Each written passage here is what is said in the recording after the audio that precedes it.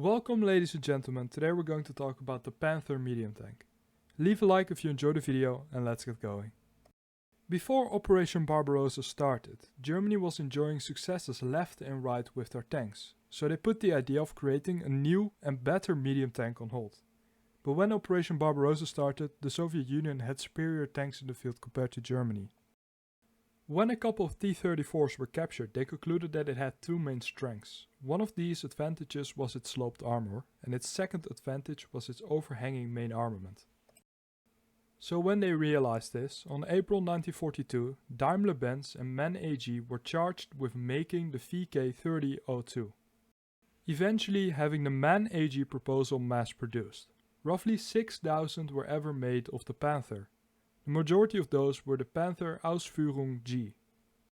This was also the last and final version of the Panther. The most Panthers were made in 1944, with a grand total of 3,777. The Panther was armed with a 75mm L70 main armament.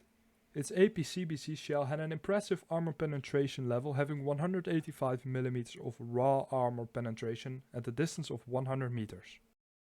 This is still higher than the much praised 70-pounder main armament put on famous tanks like the Centurion and the Sherman Firefly, and also higher than the 88mm L56 from the Tiger I. And its high explosive shell was still pretty good as well. It almost had the same as the Panzer IV high explosive, but it had more high explosive filling and its trajectory was straighter as well. The Panther was the first mass-produced German tank to have sloped armor, but Germany took quite a while to introduce their first sloped armor tank. The reason for this is because it ate a lot of space and this leaves less space for the crew and ammunition. And to compensate for this they had to make their tank a lot bigger. Sloped armor is when you angle your steel in such a way that it becomes thicker, so you can use less steel for the same amount of effective protection. The front was well armored, the glacis was 80mm thick, angled at a 55-degree angle. So its effective thickness would be 97mm thick and the turret was 100mm thick. However, the sides were not very well armored. Its thickness on the sides were 40mm thick.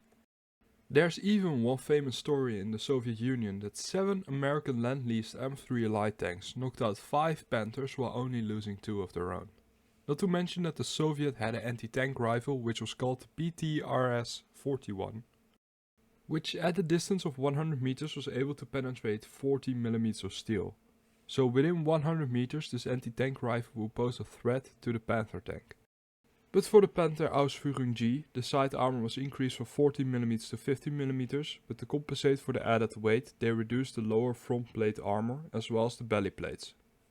The name for this is called the all or nothing side, and this is when you armor one side very well and leave the other sides thinner to reduce weight but also keep the production of the vehicle cheaper.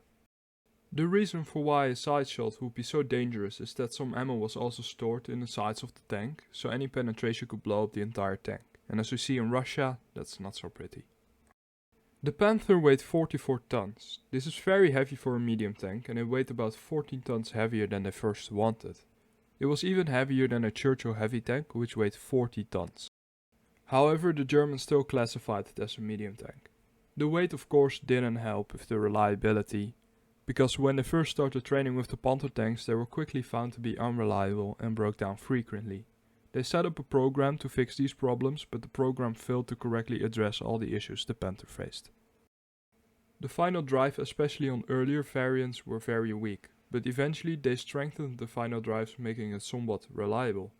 Also what you have to take into account is that near the end of the war there were a lot of inexperienced crew members. So when a driver is experienced, especially in the Panther, it seriously impacts the vehicle's reliability.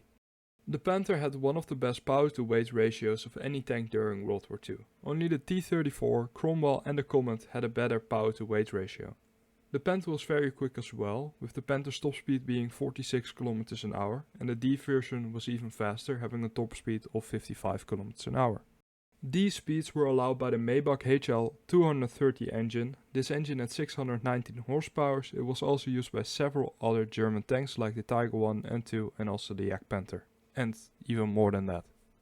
The Panther was a very big tank. It was almost 8.7 meters long, just over 3.4 meters wide and almost 3 meters high. This allowed the tank to house 5 crew members, and these crew members were the commander, the gunner, the radio operator, which also served as the hull gunner, the loader and the driver. Speaking about the radio operator, the Panther had a Fook 5 radio system with an intercom system. This specific system was fitted in a lot of German vehicles at the time. It had an active range of 2 to 4 kilometers. The Panther was maximized for long distance combat, so performed pretty well in the steppe of Ukraine and Russia. But on the European theaters of combat it was a lot closer. This is because the western countryside is much less open, having a lot more combat under the 100 meters. One of the previously discussed downsides, the weak side armor, is amplified in close combat, because it's easier to flank another tank. But of course this was an issue for any tank and not just the Panther. One of the best feats of the Panther was at the Battle of Kovel in 1944, where 16 Panthers were trying to break the siege of Kovel. This is where 4,000 German garrisons were besieged. When the Panther first tried to advance, they were met with artillery fire and then faced anti-tank guns. At the end of the fight, 12 anti-tank guns were destroyed, but 3 Panthers were in need of repair. 6 Panthers also needed to be towed back because they also bogged down.